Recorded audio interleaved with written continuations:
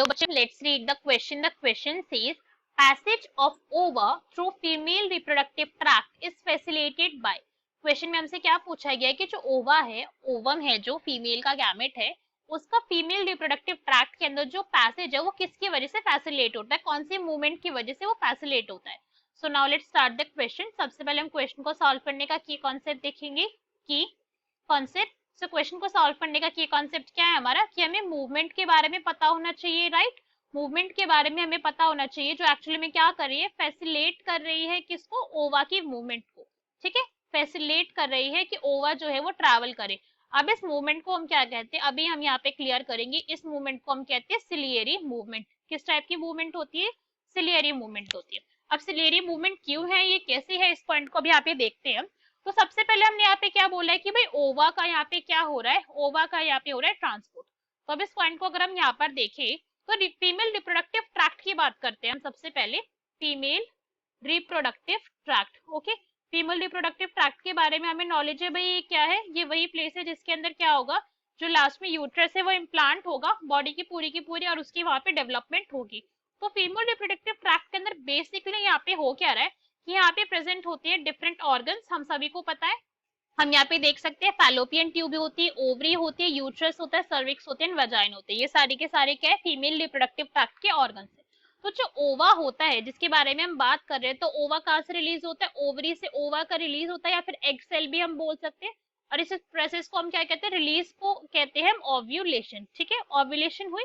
अबे जो ओवा यहाँ से क्या हुआ, रिलीज हुआ, इस ओवा को क्या करना होता है, इस ओवा को फेलोपियन ट्यूब के अंदर एंट्री लेनी होती है और एट लास्ट को कहाँ पर पहुंचना होता है, यूट्रस के अंदर इसको जाना होता है. ठीक है, अगर इम्प्लांटेशन हो गई फिर यूट्रस के अंदर जाकर फर्टिलाइजेशन हुई तो यूट्रस के अंदर जाके फाइनली इम्प्लांट हो जाएगा. ये पॉइंट हमें यहाँ पे पता है.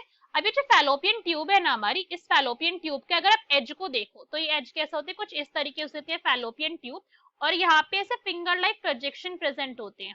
ठीक है, ये फिंगर लाइक प्रोजेक्शन और यहाँ पर है ये ओवरी प्रेजेंट. तो ये फिंगर लाइक प्रोजेक्शन जो ये है इसको हम क्या कहते हैं, these are known as fimbriae.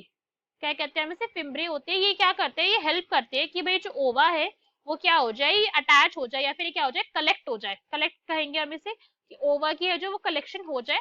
अभी ओवा जो है यहाँ पे कलेक्ट होकर आ गया. ठीक है, ये यहाँ से रिलीज हुआ ओवा और अंदर इसकी एंट्री हो गई. अभी जो पूरी की पूरी फेलोपियन ट्यूब है ना, यहाँ पे सीलियास प्रेजेंट होते हैं. क्या प्रेजेंट होते हैं यहाँ पे, स्मॉल हेयर लाइक यहाँ पे सेल्स प्रेजेंट होते हैं. हेयर लाइक स्ट्रक्चर यहाँ पे प्रेजेंट है पूरी की पूरी फेलोपियन ट्यूब के अंदर. लाइनिंग इसी की होती है. ये अपने आप में कैसी होती है, अगर हम फेलोपियन ट्यूब की एपिथेलियम की बात करें तो ये सिलिएटेड होती है. कैसी है, ये सिलिएटेड एपिथेलियम है. सिलिएटेड एपिथेलियम का यहाँ पे क्या फंक्शन है कि भाई जो यहाँ पे ओवा आ रहा है ना, उसकी मूवमेंट को यहाँ पे फैसिलेशन मिल जाए. ये आराम से यहाँ पे ऐसे बीट करते हुए, ऐसे क्या होगा कि ये यहाँ पे ओवा प्रेजेंट है और यहाँ पे प्रेजेंट है सिलिया.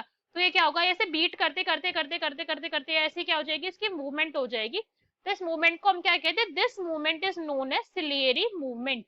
क्या कहा जाता है इसे, सिलियरी मूवमेंट कहा जाता है. बिकॉज किसकी वजह से हो रही है, सिलिया की वजह से हो रही है. तो क्वेश्चन में हमसे ये पूछा गया था कि किस टाइप की मूवमेंट यहाँ पे ऑब्जर्व हो रही है. सो करेक्ट आंसर क्या हो जाएगा हमारा, that will be A, that is ciliary movement. बाकी के ऑप्शन देखते हैं, बाकी के इनकरेक्ट क्यों है. ये में हमें क्या गिवन है, अमोबियट मूवमेंट. तो भाई ये हमारे इनकरेक्ट हो गया, बिकॉज अमोबियट मूवमेंट की अगर आप बात करो ना तो ये आपको कहाँ ऑब्जर्व होगी, अमीबा ही इसका सबसे अच्छा एग्जाम्पल है. अमीबा के अंदर हम सभी जानते हैं वो कैसे मूवमेंट शो करता है, वो अपने सूडोपोडिया से मूव करता है. राइट, कि अपने सूडोपोडिया को क्या करेगा, कॉन्ट्रैक्ट करेगा, फिर उनको क्या करेगा, वो रिट्रैक्ट करेगा. कॉन्ट्रैक्ट करता है, रिट्रैक्ट करता है, यही करता रहता है कि आगे ऐसे बढ़ना है उसे, तो अपने सूडोपोडिया को पहले कलेक्ट करेगा, फिर रिलैक्स करेगा, कलेक्ट करेगा, रिलैक्स करेगा. इस तरीके से वो अपनी मूवमेंट को शो करता है. तो ऐसा तो यहाँ पे नहीं हो रहा था, हेयर लाइक सेल्स की वजह से यहाँ पे मूवमेंट हो रही थी. Next is flagellar movement. ये भी क्या हो गया, इनकरेक्ट हो गया. बिकॉज फ्लैजुलर मूवमेंट का क्या मतलब हो गया, ये कोई भी हमारा सेल है. अगर हम बात करें तो हम यूग्लिना से इसका एग्जांपल ले सकते हैं. यूग्लिना के अंदर शो होती है फ्लैजुलर मूवमेंट. तो यहाँ पे क्या प्रेजेंट होता है, फ्लैजुला प्रेजेंट है ये. ठीक है, तो फ्लैजुला अगर मूवमेंट हुई तो क्या होगा, फ्लैजुला यहाँ पे इस तरीके से पेंडुलम लाइक ये मूवमेंट शो करेगा, इधर इधर इधर इधर ऐसे मूवमेंट शो करेगा. तो जब मूवमेंट होगी, इस मूवमेंट को हम फ्लैजुलर कहेंगे, कि जो हमारा लास्ट में मूवमेंट होगी वो कुछ इस तरीके से आएगी. ठीक है, बट ऐसा तो यहाँ पे नहीं हो रहा है. यहाँ पे मूवमेंट किसकी वजह से, सीलिया की वजह से थी. Next is cyclosis.